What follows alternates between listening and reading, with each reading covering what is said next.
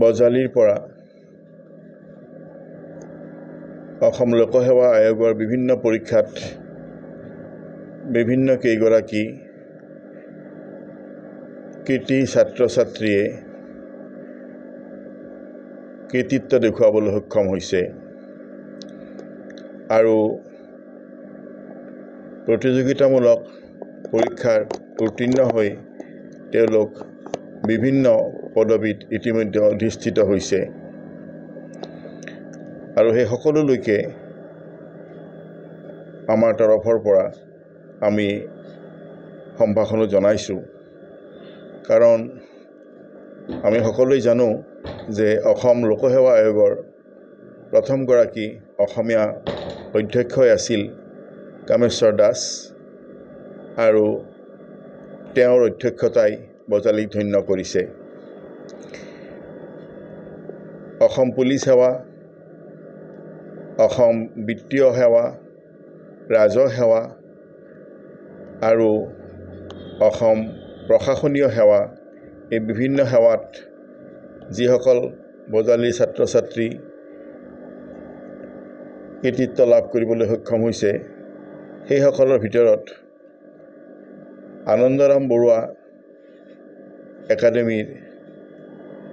বিগত পৰীক্ষাত কেইবাগৰাকীও ছাত্ৰই নাম উজ্বলাইছে আৰু তেওঁলোকে আনন্দৰাম বৰুৱা একাডেমীৰ অধ্যয়ন কৰা ছাত্ৰ হিচাপে এই একাডেমীৰ যিটো সুনাম সেই সুনামৰ কাৰণে আমি গৌৰৱান্বিত তেনে এগৰাকী কৃতি ছাত্ৰ সুদীপ্ত সাহা এও আনন্দৰাম বৰুৱা একাডেমীতেই এসময়ত অধ্যয়ন কৰিছিল আৰু এওঁ গোসাইগাঁৱৰ বাসিন্দা তেখেতে ইতিমধ্যে কোকৰাঝাৰৰ উপায়ুক্ত কাৰ্যালয়ত অধীনত বিত্তীয় সেৱাত ইতিমধ্যে তেওঁ যোগদান কৰিছে আৰু যোগ্যতাৰে তেওঁৰ কাম কাজ সমাপন কৰি আছে সেইগৰাকী কৃতি ছাত্ৰ সুদীপ্ত সাহাক আজি আনন্দৰাম বৰুৱা একাডেমীৰ অধ্যক্ষৰ কোঠাত লগ পোৱাৰ সুযোগ পাই গৌৰৱ অনুভৱ কৰিছোঁ আৰু তেওঁৰ লগত কিছু কথাৰ ভাৱ বিনিময় কৰিছোঁ আজি অধ্যক্ষৰ কোঠাত আয়োজিত এটি চমু অনুষ্ঠানত তেখেতক সম্বৰ্ধনা জ্ঞাপন কৰা হয় আৰু এই সম্বৰ্ধনা লাভ কৰি তেখেতে ভৱিষ্যতলৈ এগৰাকী ভাল অসম প্ৰশাসনীয় সেৱাৰ অন্য এটা ভাগ বিত্তীয় সেৱাত তেওঁ নিষ্ঠাৰ সহকাৰে কাম কৰি যাব বুলি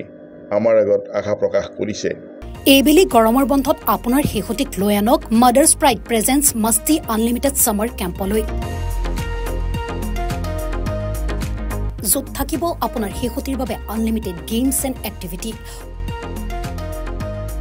অভিজ্ঞ শিক্ষকৰ দ্বাৰা আপোনাৰ শিশুটিক কৰা হ'ব শাৰীৰিক আৰু মানসিকভাৱে পৰিপক্ক গ্ৰুমিং ক্লাছ ফোনিক্স ফেশ্বন শ্ব'কে ধৰি প্ৰতিদিনে থাকিব নতুন নতুন নিয়ম যোগান ধৰা হ'ব দুপৰীয়াৰ আহাৰৰ পৰা স্নেক্সলৈকে গতিকে পলম নকৰি আজিয়ে যোগাযোগ কৰক Mother's Pride presents Masti unlimited summer camp Lachit Nagar Guwahati যোগাযোগ কৰক 7086073333 94356539000 নম্বৰত